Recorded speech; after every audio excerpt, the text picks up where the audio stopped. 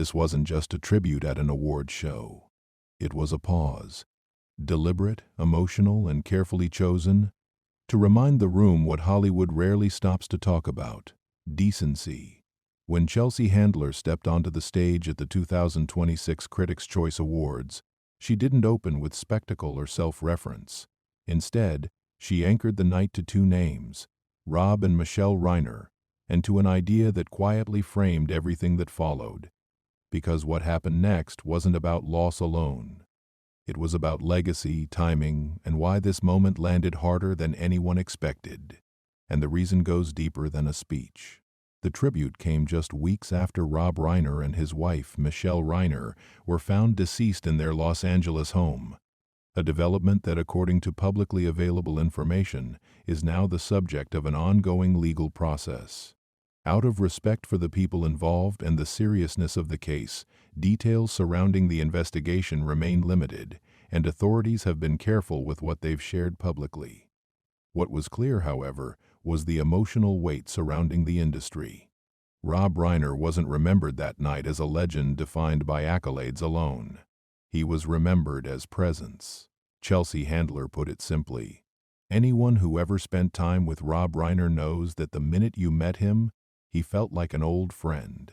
That line mattered, because it reframed him not as a distant icon, but as someone accessible, engaged, and deeply human. According to Handler, conversations with Rob didn't feel transactional or rushed. He listened. He stayed present. He asked questions, whether the topic was film, politics, or something unexpectedly ordinary. And in an industry often described as fast-moving and image-driven, that kind of attentiveness stands out. But the tribute didn't stop with personality.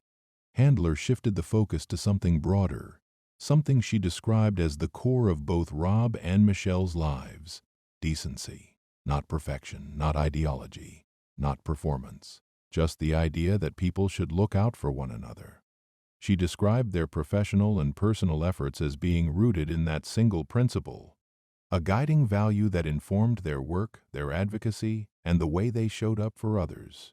And then she made a quiet but intentional choice. She didn't frame the moment as an ending. She framed it as a reminder. "Let's use tonight," she said, "as a reminder of that decency, and a reminder of everything Rob and Michele stood for." That phrasing mattered, because at that point, the audience already knew there was more to the story unfolding beyond the walls of the venue. And this is where the tone subtly shifted, from remembrance to something heavier. Because while the award ceremony focused on legacy, the real-world context surrounding the Reiners was far from resolved. According to authorities, Rob and Michele's son, Nick Reiner, has been charged in connection with their deaths. He remains in custody as legal proceedings move forward, and officials have not publicly disclosed a motive. The case is ongoing, and all individuals involved are presumed innocent unless and until proven otherwise in a court of law.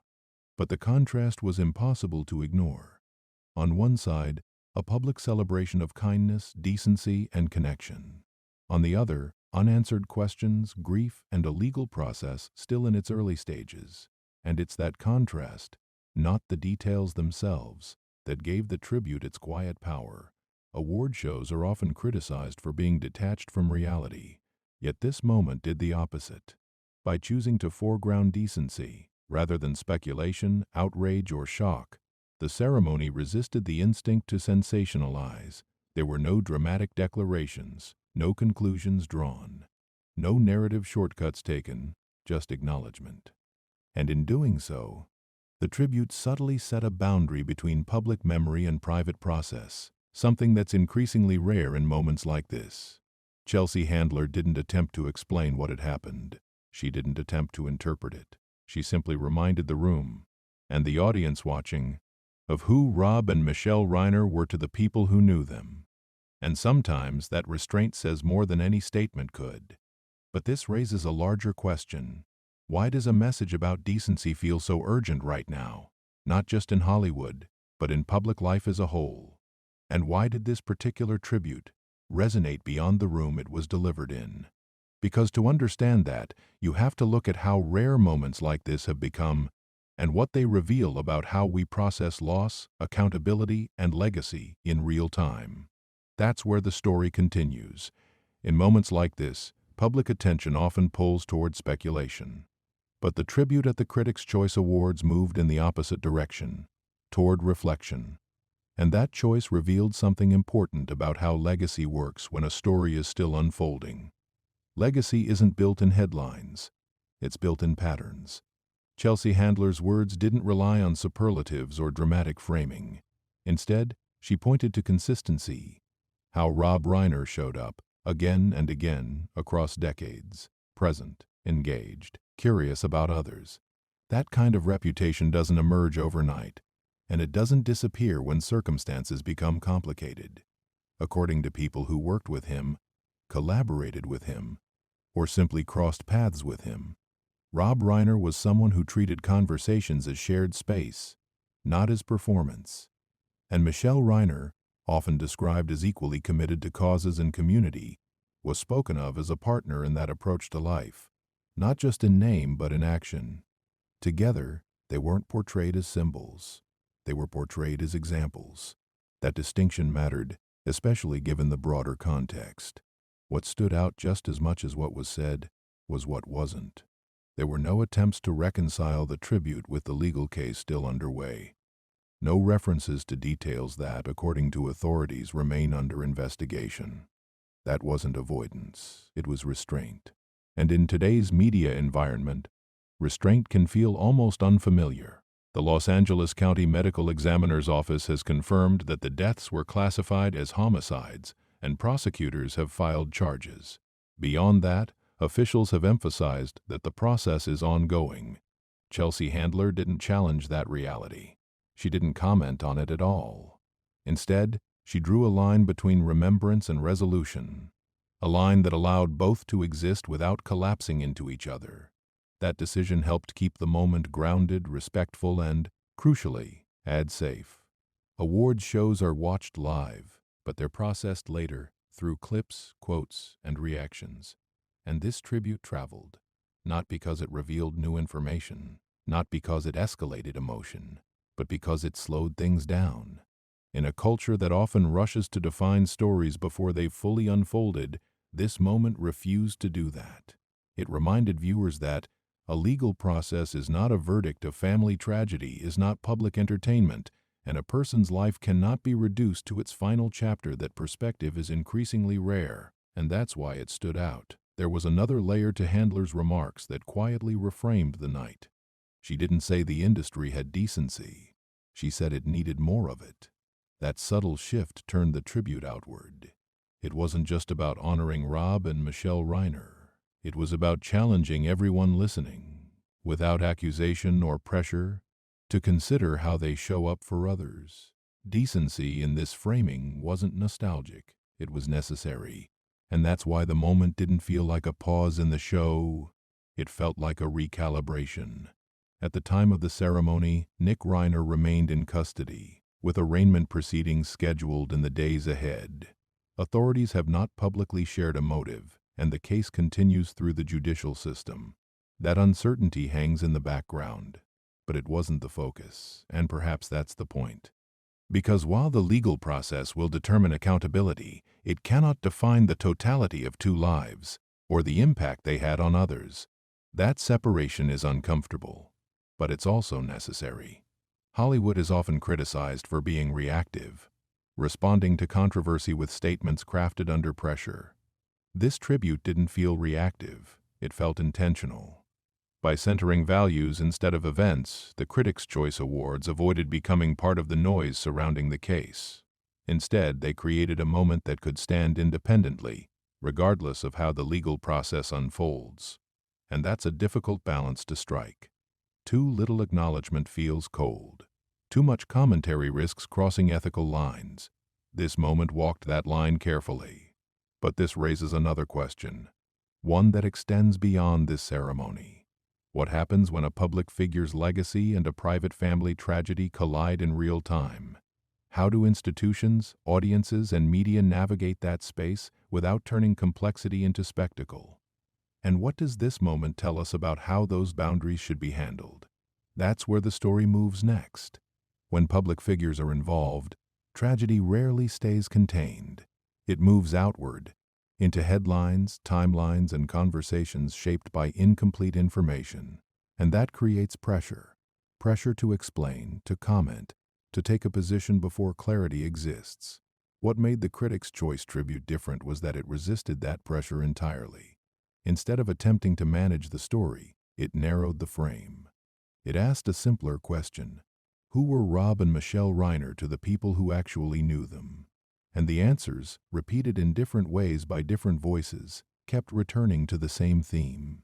Decency is a daily practice, not something reserved for speeches or public moments, but something expressed in how they treated colleagues, friends, and causes they cared about.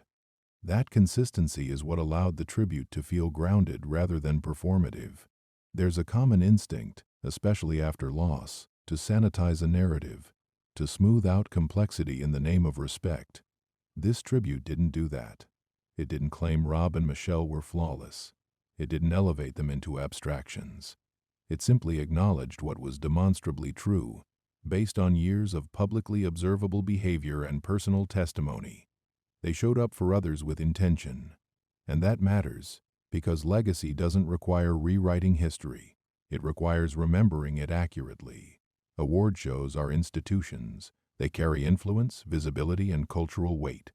When something deeply personal intersects with that platform, the institution faces a choice: amplify, ignore, or contextualize. The Critics' Choice Awards chose context.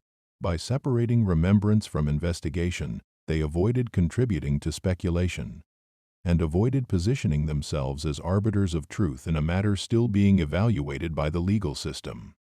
That decision protected more than just the show's tone. It protected the audience, because viewers weren't asked to process grief and uncertainty through shock. They were invited to process it through reflection. None of this removes the reality that questions remain. Authorities continue to investigate. Legal proceedings continue. And a family, by all accounts, is navigating a situation that defies easy explanation. Those facts coexist with the tribute, not in conflict, but in parallel. And that coexistence is uncomfortable.